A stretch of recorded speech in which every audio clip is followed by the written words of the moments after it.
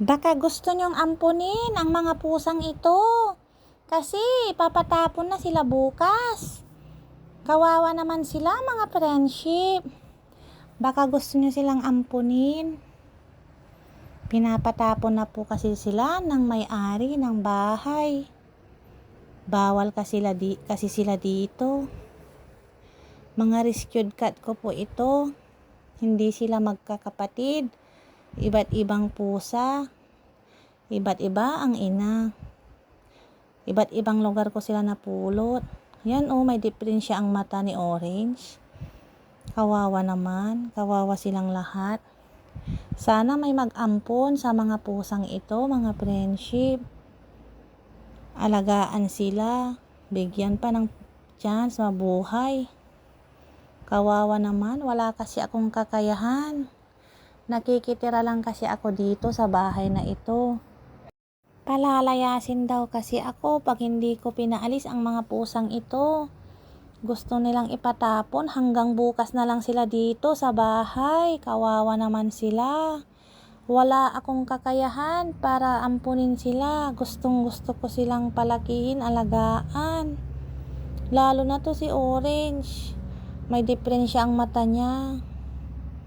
Nakakaawa. Ayaw ko silang ipatapon. Anong gagawin ko mga friendship? Tulungan nyo po sila. Sana may mag-ampon sa mga pusang ito. Ang babait kaya ng mga pusang ito at malalambing mga friendship. Wala naman silang ginagawang masama. Gusto lang naman nila kahit konting pagkain, kahit anong pagkain, masaya na sila. Sabi kasi nung may-ari ng bahay, wag daw silang pakainin. Kasi dumi na daw sila ng dumi, kaya ayaw niya na pakainin ko sila. Pero pag wala siya, pag umaalis siya, pinapakain ko sila. Tapos pag tulog na siya, pinapakain ko pa rin ng mga rescued cat ko. Bakit daw kasi ako kuha ng mga pusa? Hindi ko naman daw ito bahay. Dugyot daw ang mga pusang ito. Ayaw niya sa pusa, kawawa naman sila. Wala naman silang ginagawang masama. Ayan mga anghel. Sana maawa kayo sa mga pusang ito. Sana ampunin nyo sila. Bali 7 po silang lahat. Yung iba hindi ko na nabidyuhan, andyan sa gilid-gilid. Itong mga to sunod kasi sa akin. Humihingi na ng pagkain. Ang papaya na nila Sana maawa kayo sa mga pusang ito. Tulungan nyo po sila. Sana ampunin nyo na po sila mga friendship. Ang cute nila yung iba kasi dito napulot ko lang sa may basurahan. Parang ito napulot ko ito sa basurahan. Ang cute niya tinapon lang. May mga kapatid pa ito kaso hindi ko na nakuha. Ang amo-amo, napaka-inosente ng pusang ito, anghel. Tapos itatapon lang nila. Hanggang bukas na lang daw sila dito. Sana tulungan nyo sila. Sana i-adapt nyo sila. O kaya ako na ang magdadala sa kanila sa bahay nyo. Sana may magkusa na magkagusto at mag-alaga at magmahal sa mga pusang ito. Yung mapagmahal din sa mga hayop. Yung hindi sila aapiin, gugutumin o sasaktan. Yung mamahalin din sila. Itong si Blacky malas daw. Kaya pinag-iinitan yan ng may-ari ng bahay. Malas daw yung itim na pusa. Pinapatapon niya yan talaga. Yung pinakauna niyang pinapatapon. Ayaw na ayaw niya kay Blacky. Tapos lahat na sila. Gustong ipatapon lahat kasi mga dugyot daw. Dumi ng dumi. Tapos baka mahawa pa daw ng sakit kasi kung saan-saan ko daw napulot ang mga pusang ito. Wala naman po silang sakit. Malusog naman yung iba dyan. Ito lang ang may sakit. Si Orange yung sa mata niya lang. Parang may diferensya lang na allergy siguro. Wala naman kasi akong kakayahan na magpa-gamot o magpa-doktor sa kanila na dalhin sila sa vet. Sana po may tumulong sa mga pusang ito. Maawa na po kayo. God bless po sa mga gustong tumulong sa pusa na mga to. Ayan po nakakaawa naman sila. Itatapon na sila bukas. Ano na kaya nang mangyayari sa kanila pag tinapon na sila sa basurahan? Kawawa naman sila. Ang luwang-luwang naman ng bahay na 'to. Bakit ayaw nila sila? Nandiyan lang naman sila sa tabi-tabi. Tahimik lang naman sila diyan, oh. Sumisilong lang naman sila. Paano pag itatapon na sila pag umuulan? Sobrang init ng araw, walang pagkain, walang malinis na tubig, walang masisilungan, walang mag-aalaga. Kawawa naman sila, mga friendship. Sana may makatulong sa mga pusang ito. Ayan, oh, ang cute nila. Ang sisigla nila, malulusog kahit ganyan sila. Masaya pa rin sila sa buhay nila. Wala silang kaalam-alam na bukas ipapatapon na sila sa basurahan. Isasabay na lang daw sila sa truck ng basura bukas na dadaan. Isisilid daw sila sa sako, kasabay ng mga basura. Sabi ng may-ari ng bahay. Kasi pag hindi ko daw sila itatapon, palalayasin daw ako dito sa bahay na ito. Kawawa naman ang mga pusang ito. Gustong-gusto ko silang ampunin kaso wala rin naman akong kakayahan. Wala akong sariling bahay. Nakikitira lang ako dito. Ayan, o, napaka-cute niya. May diferensya lang ang kanyang mata. Sana magamot, maagapan. Sana maawa kayo. Tulungan nyo po ang mga pusang ito. Parang awa nyo na po. Ayan, cute ni Mingming kahit bulag na siya. Kasi nung napulot ko siya, ganyan na yung mata niya. Lumalaban pa naman siya. Malakas kumain.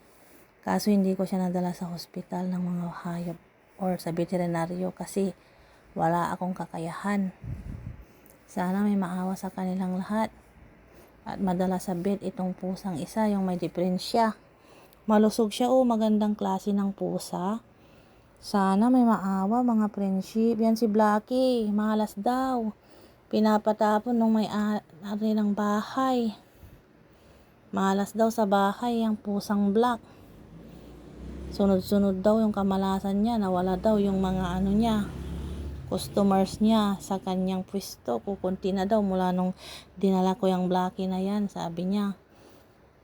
Yun daw ang malas. Sabi niya, kaya pinapatapon yan. Pinag-iinitan niya si Blackie. Grabe naman ang may-ari ng bahay na to. Ayaw niya sa pusa. Sobrang mata pobre. Hindi na naawa. Wala namang ginagawa ang mga pusang ito. Sana may makatulong. Tulungan niyo po sila, mga friendship. Hanggang bukas na lang ang mga pusang ito. Masayang masaya pa rin sila, oh. Wala silang kaalam-alam na bukas itatapon na pala sila sa basurahan. Ilalagay na sila sa sako. Hanggang bukas na lang po sila. Sana po tulungan niyo po ang pusang ito.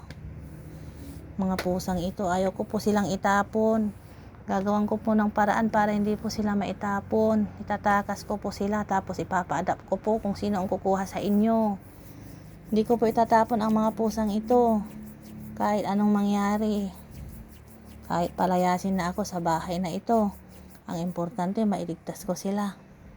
Tapos, ihahanapan ko na lang na mag-aampon, magmamahal sa mga pusang ito. Sana po kunin nyo na lang po sila. Hanggang bukas na lang po. Ayan, oh, napaka-cute niya, oh. Ang cute ng pusang ito. Ampunin nyo na po sila. Napaka-cute, oh. Ganda-gandang mata. Tas bibong-bibo. Ang ganda nito pag malaki na siya, oh. Pag laki nito, siguradong magandang klase ng pusa. Bilog siya, bilugan. Sayang nga lang, di ko nakuha yung ibang kapatid niya.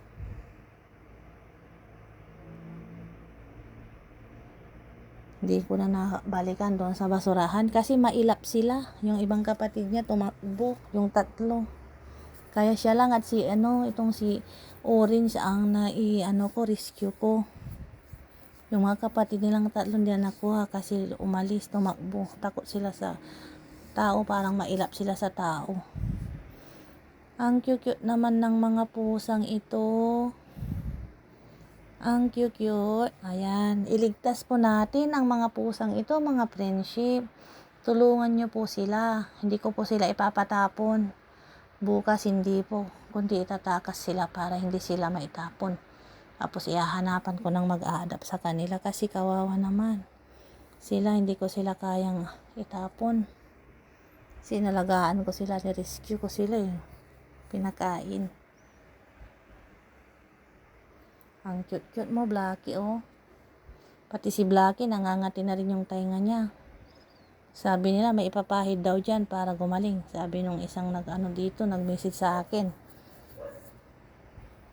Kaso wala akong pambili, wala akong kakayahan, mga friendship.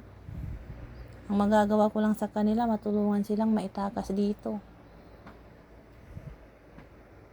Dahil wala akong kakayahan, wala akong pambili. Ang cute nila, oh.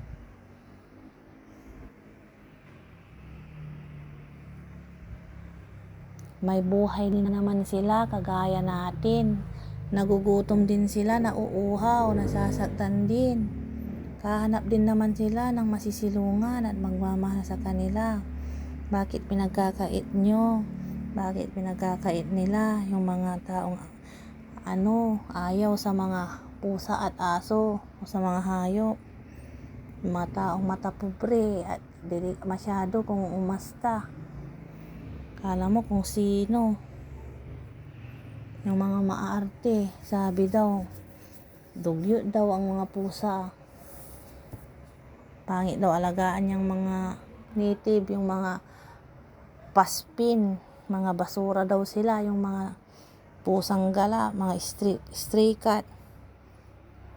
Sabi nila mababaho daw at basurahan lang daw. Pangit daw alagaan ng mga ganitong pusa. Sabi ng may-ari ng bahay na ito, sabi ng mga pobre na mga tao na walang awa sa pusa.